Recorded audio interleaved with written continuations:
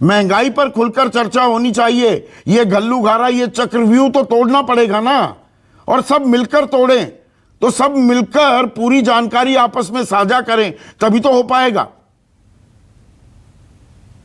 मेरी सबको राम राम। और संदीप जी, बहुत शॉर्ट नोटिस पे मैं ये पैनल शेयर कर रही हूँ।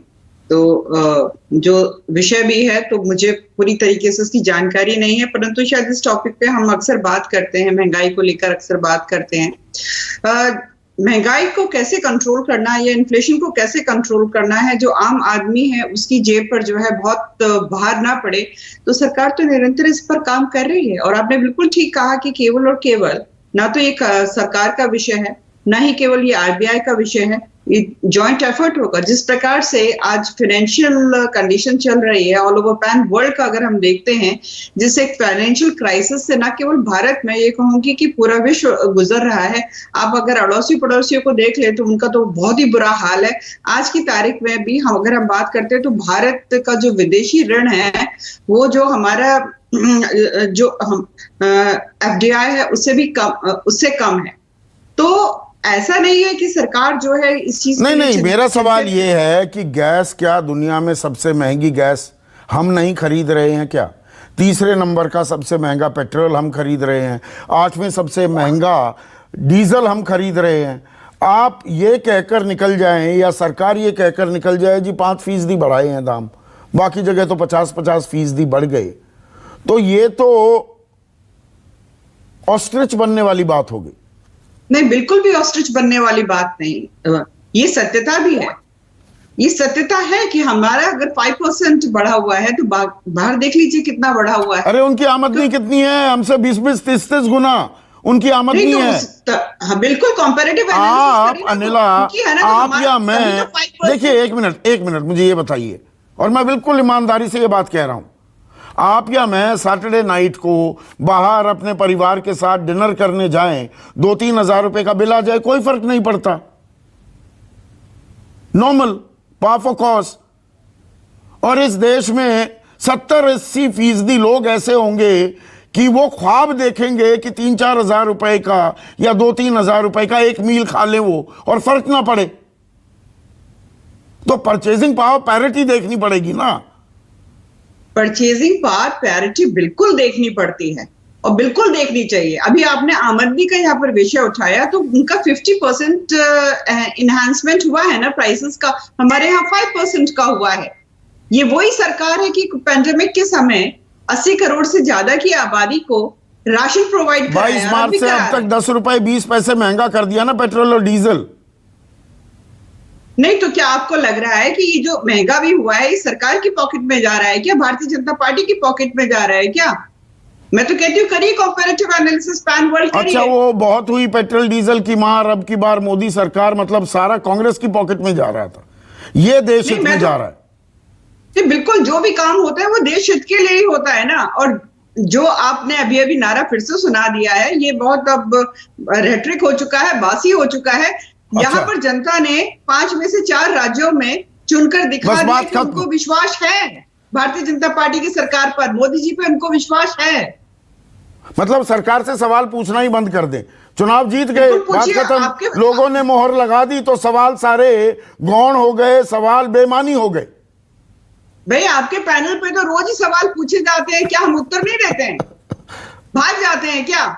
शॉर्ट नोटिस में भी बताया जाता है कि भाई आपको इस चर्चा में बैठना है, बिल्कुल बैठते हैं साहब। ये चक्रव्यूह बनता जा रहा है क्या? चौतरफा घिर रही है क्या अर्थव्यवस्था? और मैं कतई, ना हम श्रीलंका है ना हम पाकिस्तान है, हमारी एक इनेट स्ट्रेंथ है हमारी इकोनॉमी में, पर क्या संकट के बादल मंडराने लगे हैं अनिला? देखिए, जैसा मैंने कहा कि केवल भारत का विषय नहीं है, इस वक्त जो है पूरे विश्व जो है एक क्राइसिस से गुजर रहा है।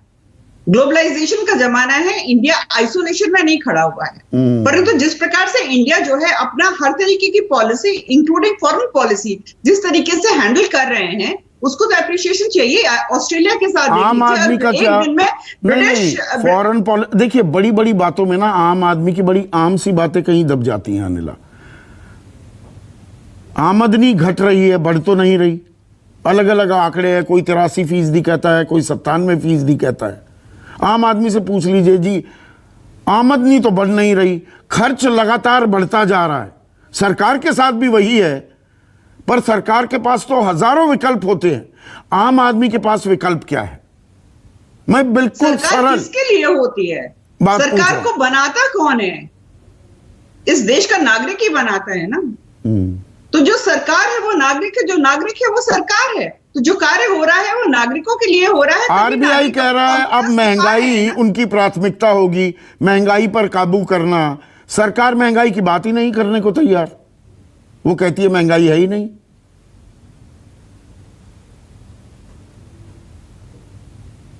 अनिला, आप ही से था सवाल। अच्छा, मेरे से था? हाँ, नहीं सरकार, मैंने तो कहा ना कि भाई पार्लियामेंट में सवाल पूछा जाता है तो क्या पार्लियामेंट में उत्तर नहीं दिया जाता? कहां दिया गया? स्थगित कर दी गई, सत्र को स्थगित कर दिया गया। हमेशा पूछा जाता है। सरकार जो है बिल्कुल पीछे नहीं हटती है। नहीं, यही तो सवाल बिल्कुल पूछा जाना पीछे नहीं था। हटते हैं। महंगाई पर चर्चा का प्रस्ताव रखा गया था, पर एडजर्न कर दिया गया हाउस को। नहीं, आपको लगता है कि क्योंकि महंगाई के ऊपर चर्चा होनी थी इसलिए पार्लियामेंट को एडजर्न कर दिया गया? अच्छा, किस लिए किया गया? This is laughable, this is अच्छा, ओके। मैं नादान हूं, मैं बिल्कुल मासूम हूं, पता ही नहीं, वैसे भी मैं बाहर गया हुआ था। चलिए, मुझे नहीं पता, तो एडजर्न किस लिए किया गया? नहीं, आप ये बता दीजिए, डेमोक्रेटिक कंट्री है या किसी की दादागिरी चल सकती है क्या? 5 साल में बटन दबा के बता दिया जाता है। तो दादागिरी कौन कर रहा है यहाँ पर? एडजर्न हाउस कौन करवा रहा है? पसंद है कि नहीं है? दादागिरी कौन कर रहा है? एडजर्न कौन करा रहा है हाउस को? चाह रहे हो कि सरकार हाथ पे हाथ रखकर बैठी हुई है। आज जो स्टिल मैं ये कहूंगी कि अगर वर्ल्ड में एप्रिसिएशन किसी को मिल रहा है तो नरेंद्र मोदी जी की पॉलिसीज को मिल रहा है। सेम डे अगर ब्रिटिश रिप्रेजेंटेटिव और रशिया का रिप्रेजेंटेटिव एक साथ आते हैं, वो अपनी अपनी बात करते हैं, definitely they want to take India in confidence. तो आपको लग रहा है इंडिया को आप इतना हल्के में ले रहे हैं या नरेंद्र मोदी जी को आप बहुत हल्के में ले रहे हैं? मैं अपने देश को हल्के में लूंगा और अपने देश के प्रधानमंत्री को हल्के में लूंगा। क्यों लूंगा भाई? पर मैं सवाल जरूर पूछूंगा, तो वो हाउस एडजर्न क्यों किया गया? अभी वो सवाल का जवाब नहीं मिला।